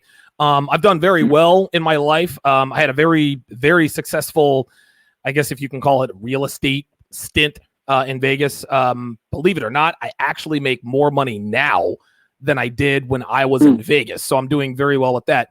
My best advice is that if you can help people, then you're always going to have a job. This is actually what Roosh told me, because I went to his talk when he was out here in Philly. But a guy says, "Listen, how do I make money online? How can I build a brand, build a business?" And he says, generally, if you can help people, then yeah, you can make money online. Whether it's teaching people how to bake, exercise videos, whatever the case may be. If you can offer people valuable information, then yeah, you have the potential to build wealth. Okay. Yeah, that's definitely a start. Any sort of information I'm just trying to gather a little bit. Sure. I appreciate the time, Donovan. Yeah, absolutely. Thanks for the call. Yeah, I wish I could have answered his question a little better. Who knows? In 5 years, maybe I can shed a little bit more. Maybe I can give him a little better information because I certainly appear to be headed in that direction, though one never knows. Area code 414, you are on live with Donovan. Oh, wait a minute. Denise was on the line. Denise was waiting. I guess he got tired. She got tired of waiting. Anyway, 414, you're on live with Donovan. Go ahead. Yeah, hey, my name's Adrian. I'm 25 years old. You kind of answered part of my question with the question before, so I'm not even going to answer that. But becoming a high-value male, so what are some of the things I should be really focusing on besides, I guess, health, mentality, red pill awareness, and just kind of not getting my finances in order? Yeah, that you've answered your own question. And when I say high value male, and I think you're probably smart enough to understand this, your high value doesn't necessarily mean a high net worth, right? You could be a millionaire, that doesn't make you high value, right? You could be ripped with 6-pack abs, that doesn't mean that you're high value. Becoming high value first and foremost comes with not just because a lot of guys have red pill awareness, but they don't live the red pill life, right? This is why I call men who live the red pill life 5%ers, because there are a lot of people who have red pill awareness, but only 5% of the people that have red pill awareness actually live the red pill life. So the first thing you need to do is put red pill awareness, like live the red pill life, I guess, for lack of a better term. Obviously, get yourself in as good a shape as possible. Get your finances in order. Listen, man, if you have red pill awareness, you are in the best shape you can possibly be, and your financial house is in order. You are a high value guy. If you do those three things, you're going to separate yourself from 95% of men out there, even the men who look better than you do. Really? Yeah, of course. Yes. Listen. The men who look better than you do, the men who make more money than you do, all of these things, you're going to separate yourself from 95% of these guys, because, dude, 95% of men are not in good shape. They don't have their financial house in order, and they don't have red pill awareness. There are not a lot of men that have all three. There just aren't, to the tune of 95%. So you do those three things, you're going to separate yourself from 95% of men. And I would also tell you is that what a lot of guys do, caller, is they get the red pill awareness and they have early success. Oh my God, all of a sudden I'm sleeping with more attractive girls, and they fall into the trap of getting into a relationship with said hot girl. I made this mistake. I got burned, right? So you really have to watch yourself there. Yeah. Okay, I got you, man. I definitely appreciate the help, man. I've been watching a lot of your videos, and it changed my life, man. I appreciate it. No problem, man. Thanks for calling. Area code 414 was in the house. Big thanks goes out to Divining Rod 1979 with the $5 super chat. He says, I've been taking Gorilla Mind Rush and I am impressed. Have you experienced any side effects taking every day, or do you take breaks? Love you, brother. No, I haven't experienced any side effects from Gorilla Mind Rush. I don't, good God, man. I think I tend to take Gorilla Mind Rush during the week. That's when that's when I'm getting most of my work done. I take breaks on weekends, but no, there's no difference there's the only difference. Obviously you take Gorilla Mind Rush, you can have increased focus, energy, concentration, et cetera, but when you don't take it, you don't go through withdrawal. That's one of the things I like the best about GMR is that it's non-habit forming. There are no side effects. If you stop taking it, you don't all of a sudden just go into the tank. So no, there are no side. Obviously, if you don't want to take too much of it, 2 tablets a day is absolutely more than enough to get done what you need to get done. If you take 3, 4, and 5, yeah, you're gonna have side effects like headaches, sleeplessness, et cetera. That dude asks a question. He says, Jeff Bezos is still a beta, even though he's drowning in money. Yeah, exactly. And then the next guy says, Leonardo DiCaprio is an alpha male. Yes, he is. Leonardo DiCaprio has red pill awareness, and he lives that red pill life. He is a 5%er. He'll get more women than Jeff Bezos ever will. And there are reasons for this, but women are much more loyal to Leonardo DiCaprio than they are to Jeff Bezos. All right, let's go back to the super chat questions here. So the next question is, hi, Donovan, how much effort should go into texting women? How do you know when it's time to cut your losses and move on, or try to run a bit more game? Yeah, this one's actually pretty obvious. You shouldn't put, how can I put this? You shouldn't be putting too much effort into texting anyway, right? Because if you've got other things to do, you're not going to be all over her all the time. I did a video, I think it's in the episode 360s. I think it was Slut Week. And I think the video is called How to Text Sluts. And I give all the biggest, all the baddest techniques. But no, not very much. You shouldn't put much effort into texting. When a girl is non-responsive, right? I think this is all pretty obvious. If she's non-responsive, if you find yourself having to text her first, if she doesn't text you back, right? Or if she doesn't text you first thing in the morning, if she's non-responsive, if she's flaky, that's when to cut your losses. Okay. You shouldn't really have to put too much effort into texting.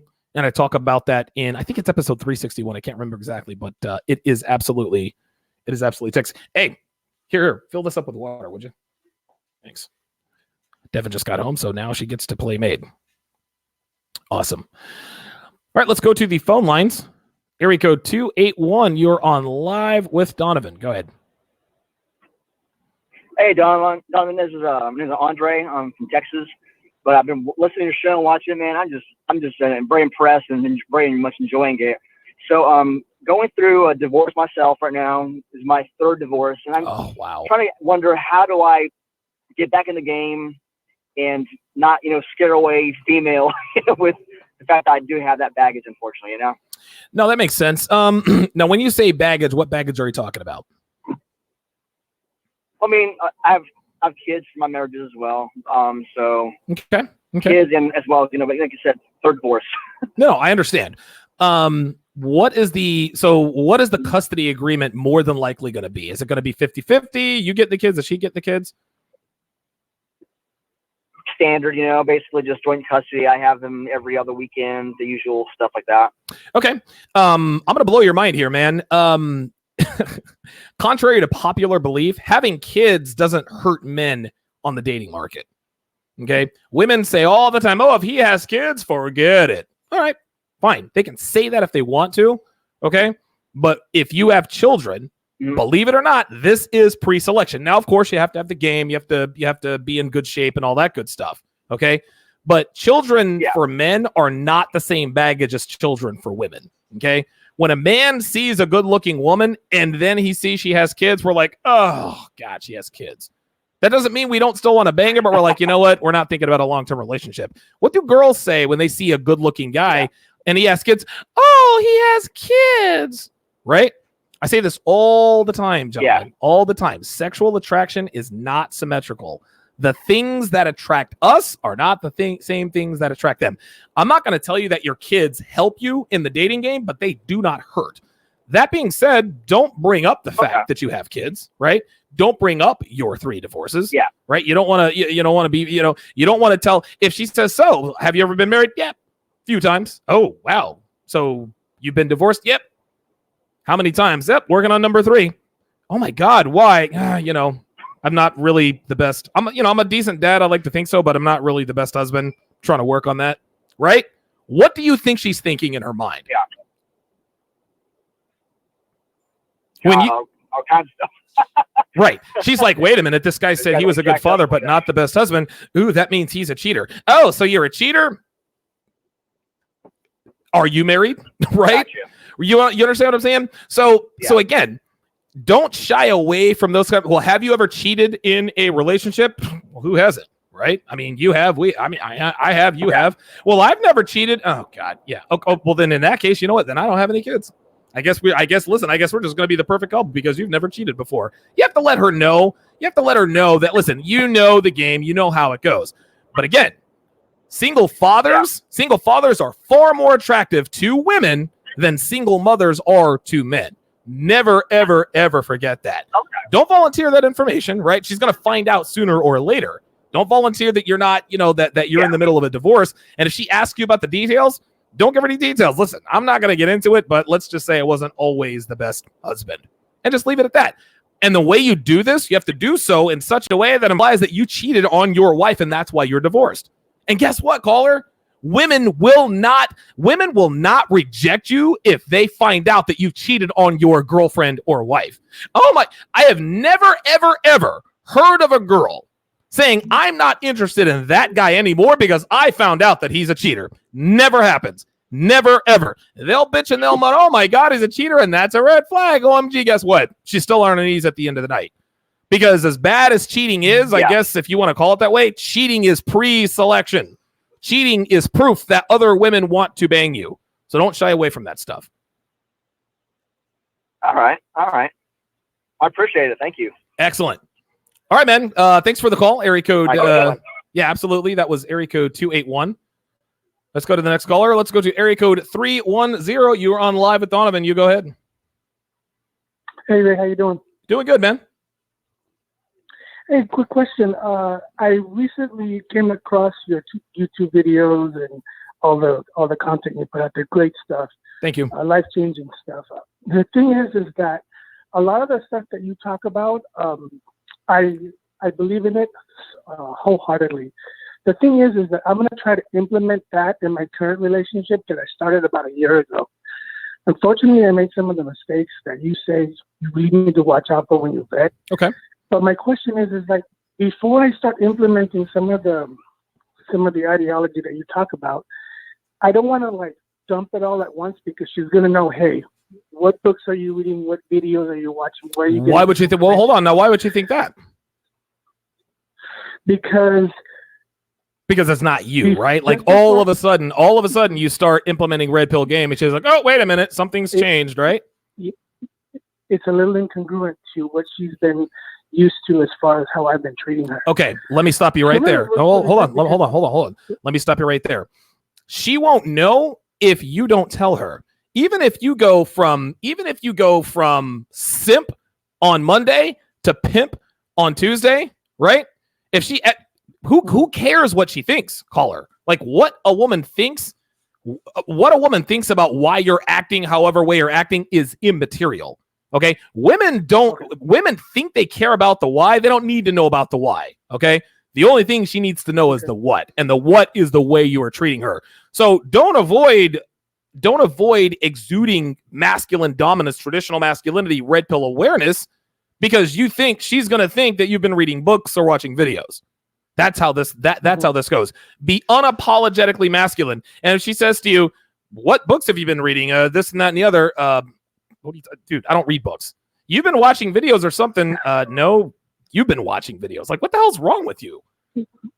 Okay. Yeah, throw it back in her court. Yeah, man. so it's like I just thought that it would behoove me to kind of just keep her in the dark as far as what I'm up to, trying to make our relationship better. Because wait, let me stop you right there. Well, hold on. So you said you don't want to keep her in the dark about trying to improve your relationship. Are you asking me if it's okay for you to tell her what you're doing to improve yourself in the relationship? No, I understand that it's better for me not to tell her what I'm up to, because I'm taking the leadership position. In other words, I know that this is going to benefit both of us. I don't need to give her a play-by-play on how to do it. Good. But then if she starts to see that, why is he acting different? Why is he saying this now? Why is he telling me to just not question you? Why are you telling me to be quiet? Why are you telling me you only know what you need to know? That's not normally how I treated her, but I have in the past few weeks, and it's really working really well. But it's inevitable. She's gonna be like, "Why have you changed? What books are you reading? What videos?" So I guess what you're saying is just be unapologetic. I don't have to explain myself to her. So I'll just keep doing that. But I thought it would be best for me to kind of keep that under wraps. Yeah, of course, absolutely, dude. Never tell her. Well, the reason why you're having sex with me every night is because I read The Rational Male. Have you heard of? No. Listen, the first rule of the red pill: do not talk about the red pill. Right? Not only that, and again, this is, and you have to be very careful not to outthink the room here. You're like, oh, it's going to be inevitable. She's going to ask me, dude. She might think, you know what? Is he watching videos? Is he reading books? Who cares? He's more attractive, and I want to suck his dick more. I don't care what he. Listen, girls don't care. Like if a girl sees a good-looking guy, right? Oh my God, he's hot. I want to bang him. He's on steroids, right? Do you think she cares he's on steroids? Oh my God, this guy is rich. He drives a Lamborghini. You know that guy is a drug dealer, right? You think she cares? No, women don't care about the why or the how. They care about the what. And if she is responding well to it, she's not going to question it. If she does, do not answer. You've just been so different lately. What have you been doing? Yeah, I can't play stupid. I don't really know. It makes total sense. Good stuff. I really appreciate you taking my call. Good Absolutely, stuff. man. Keep up the good work. Thanks, brother. Thanks for the call. Thanks. Area code 910. Bye-bye. Oh, wait, that was area code 310. Area code 910, please give me a call back. I accidentally hung up on you. Very good. Okay, let us go back to the Patreon questions. And guys, listen, man, let's go easy on the callers, guys, right? You guys have to understand, guys call in because they need help. Okay, it's not going to be, hey, Donovan, it's Donovan. I just want to let you know that I am the best. No, guys call. They want answers. They're not going to have all the answers. They're calling for guidance. Try to go easy on them. Next question. What's up, Donovan? What traits did Devin possess that made you want to invest in her? Well, and area code 810, I see on the line. I'm going to get to you in a minute. This is actually a very good. Mike Shinnery has the answer of the day. So the caller I just got done with, if she asked you, what have you been doing lately? Mike Shinnery tells her you've been playing Pac-Man, right? That's a good one. That's a good one. That's actually a good one. That's a very, very good one. Why? Oh my God, you're so much more attractive, and oh, something's changed you. What have you been doing? I'm playing Pac-Man, right? Pac-Man.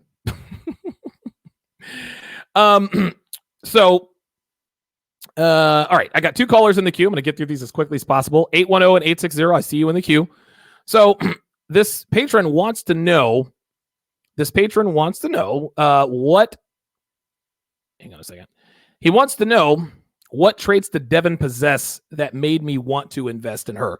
It wasn't actually the traits that she possessed. Obviously, Devin is attractive, and she gives me she gave me good sex. She was always available. All of those things are standard. I got that from a lot of other girls at the time. The thing that made me want to invest in Devin is when she invested in me. Okay. Do not invest in a woman if she does not invest in you first, right? And women will invest. And again, when a woman invests her time, when she invests her emotion, when she invests money in you, okay, that's when you can start thinking about maybe investing in her, okay? And it goes like this. Women are far less likely, and this is something that Black Gnostic Speaks, I heard on his podcast years ago. He talks about skin in the game, and I can't remember what exactly he said, but here's what I'll say about it. Women are far less likely to leave a relationship when they have skin in the game, okay? If her feelings are involved, if her emotion, if her time, her body, her energy, her money, okay? When a woman invests those things in you, and she stays in pocket, that's when you can start thinking about investing in her. Never, ever, ever invest in a woman who does not invest in you first. No, sex is not investment, guys. Okay? Sex is not investment. Guys, girls have sex with everybody. She gave her body. She gave her body to countless men. That doesn't differentiate, dude. Okay, so she has sex with you. She's had sex with hundreds of men. No, she needs to invest in you. That's what made me want to invest in Devin, is that she invested in me. Well, how did she invest in you, Donovan? She bought me clothes. When I was I'd be out of town and she would send me care packages. She would send me food. She would cook me food and send it to me, right? That trip to Hawaii that we took, that was on her dime. She paid for that completely. So no, it's not just a money thing. Listen, some girls can't afford to invest in you like Devin invested in me. It doesn't have to be just money, okay? But a girl has to invest her time, her energy, and her emotion. That is when you know you can invest in a woman. A woman having sex with you is not her investing in you, okay? A woman spending time at your place, a woman cleaning up your house, a woman doing your laundry, a woman cooking for you, a woman doing what you ask, a woman who's always available to you, that is a woman who has invested in you. Sex is not an investment.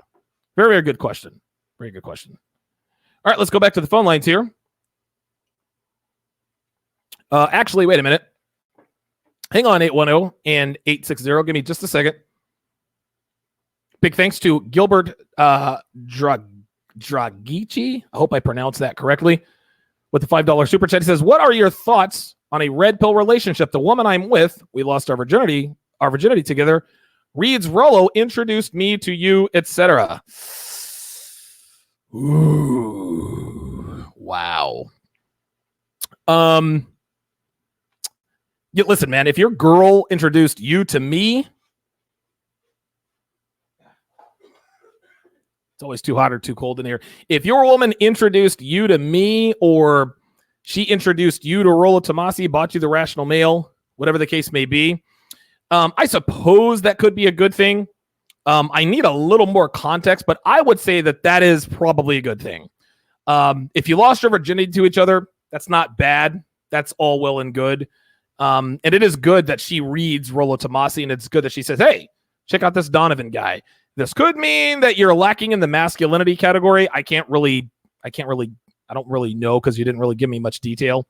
But those are my thoughts on it. I would say it's probably more good than bad, but I need a little bit more context. I appreciate the $5 super chat.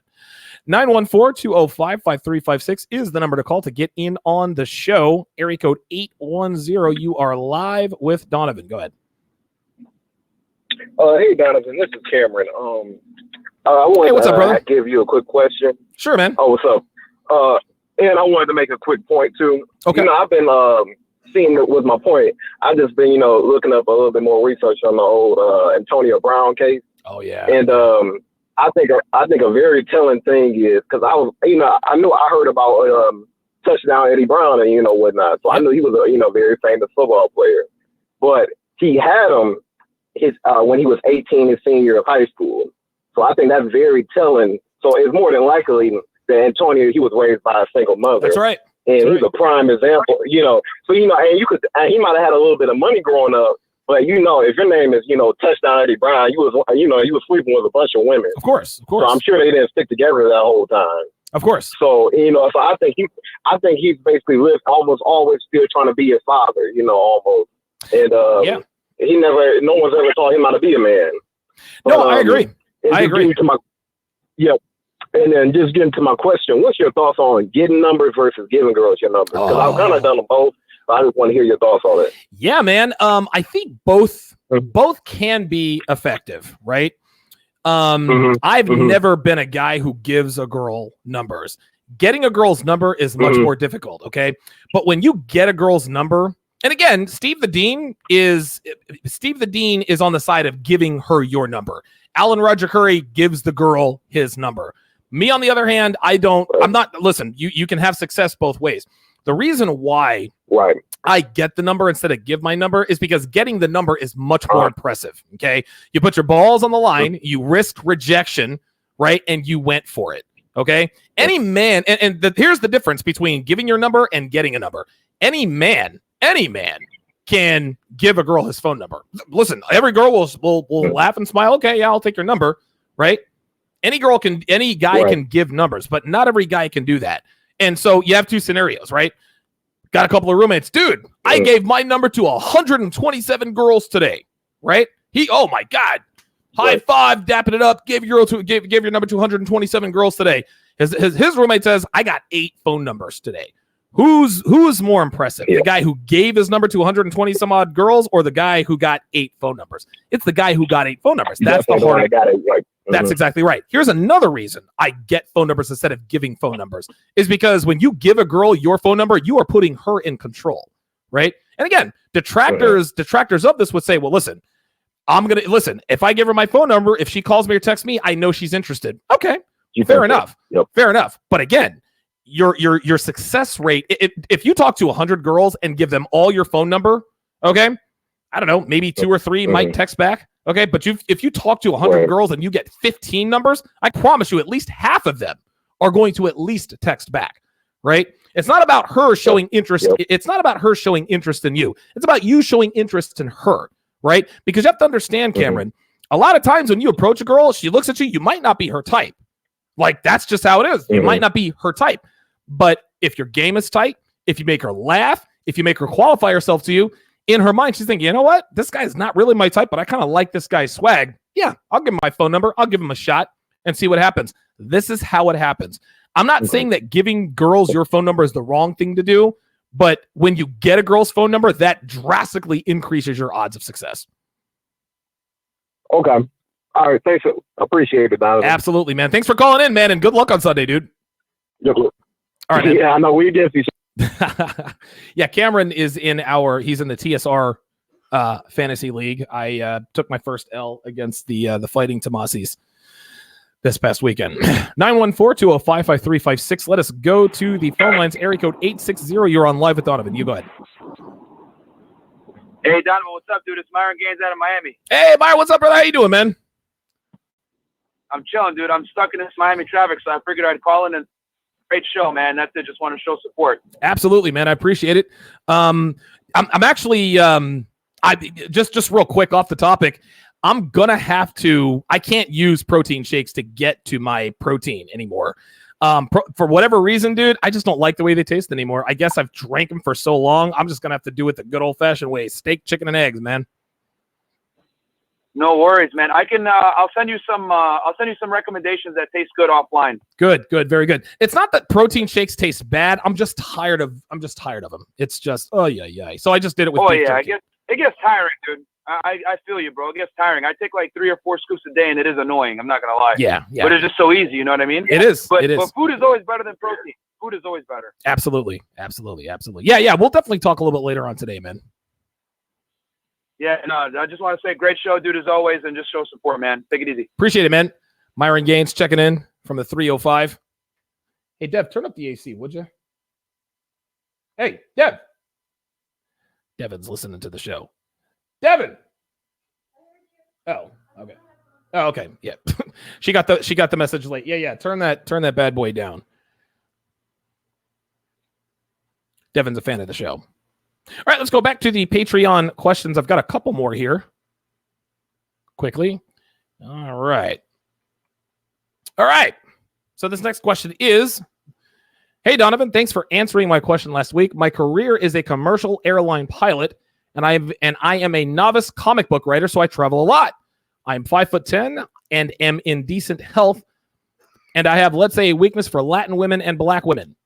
I have been too shy to approach before, but your content has given me hope and drive. What I wanted to ask is, how would a red pill man approach or get a Latin or Black girl to like or date me? Thank you for your help. Yeah, man. This is actually quite easy. You're a commercial airline pilot. Okay. That's how you do it. You're also a novice comic book writer. Okay. I just got done talking about the fact that girls want adventure. Okay. Girls want to be with guys who appear to have the ability to give them fun. Right. So if you're a pilot, dude, take pictures of you in and on and around airplanes. Put that on your online dating profile. Put that on your social media feeds, right? Take pictures of you in different locations doing different things. Dude, take pictures of, you doing comic books. You can actually get a picture. You can actually get a picture of you in like maybe an art studio, maybe on one of those slanted easels, like concentrating on art. So now you're a pilot who's also an artist. That right there, that's going to get you interest from all kinds of women. Okay. So as far as, listen, Latin girls and Black girls, they like adventure too. So that would be my recommendation. Dude. If you're an airline pilot, dude, and yeah, somebody just said in the chat, airline pilots usually have chicks. Dude, airline pilots are always banging the stewardess. Everybody loves pilots.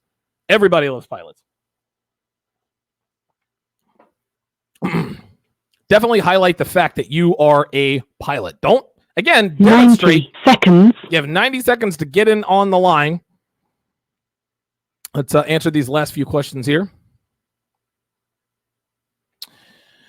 Okay. This question says, Donovan, what do women really mean when they have come out of a relationship and refer to it as controlling? Yeah, this one's simple. When a girl says she just came out of a controlling relationship, that means it was hard for her to cheat. That's all it means. Right? Listen, I say this all the time. 60 seconds. I say this all the time. When girls define relationships where it is easy to cheat and misbehave as healthy. But when they're in a relationship where it's hard to cheat and hard to get out of pocket, they call that toxic. Right? They call it controlling. So if a woman says to you, yeah, I just came out of a controlling relationship, what that means is she wanted to behave badly and he wouldn't let her get away with it. So she left the relationship. That's really all that's really all that means. All right. My next question is, or my last question of the day, and shout out to R.A. Williams, aka Black Mullet 40 with the $2 super chat, says, where's your Cash App link? I do not have a Cash App link, but 10 seconds. But you can contribute. Go to streamlabs.com/Donovan Sharpe and the number 1. www.streamlabs.com/Donovan Sharpe and the number 1. And you can make a contribution there. Or you can super chat. Good stuff. All right. All right. Okay, so Last question is, hi, Donovan. Where and how did you learn the nuts and bolts of game? Any resources you recommend, guys, that want to learn how to talk to and interact with women? Appreciate you and the show as always. I learned the nuts and bolts of game with experience. Experience is the best teacher.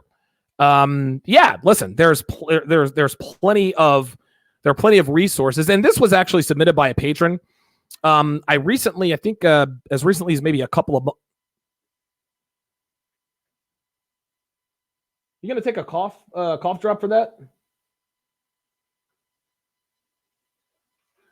you have any cough drops or anything?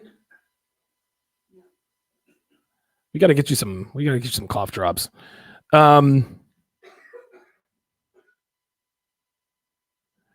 Anyway, yeah. So experience is the best teacher. And it takes time, man. You can't just read a book and then all of a sudden be good with women. No two women are alike. That's just how that is. No two interactions with women are going to be completely identical. Patron, if you're watching this, I'll answer that question with a link. And I forgot what it's called. I think it's called like the Red Pill Syllabus. I put all the websites, all of the blogs, all the YouTube channels, and all of the Red Pill material literature that you can read. I always recommend guys read these once a month. So I'll put that in there in the Patreon response there. All right, so that's all of the Patreon questions. Let me scroll up here and see if I can. Yes, Quagmire is absolutely a pilot on Family Guy, and Quagmire gets the most. He gets the most action. That's how this goes. All right, guys. Well, that's going to do it. That is going to do it for this particular Q&A. Big thanks goes out to my super chatters, Benjamin Newkirk, $10. R. Malik with 3 separate $2 super chats. Appreciate that. Divining Rod with the $5 super chat. And Gilbert Dragici with the $5 super chat. I appreciate you guys watching the show. Monday, I'm going to be breaking down a TED Talk from a professor. She really is a professor. I guess she's a doctor of something. But yeah, she talks about is casual sex good for you? And it is absolutely it's absolutely hilarious to be sure. Give me 1 second. Oh, it looks like I just got a shout out to Ara Malik with the $5 donation through the Streamlabs link. I appreciate that. So you guys definitely do not want to miss that. Thank you all for tuning in, and I will see you back here on Monday evening at 6:30 Eastern, 3:30 Pacific. Take care.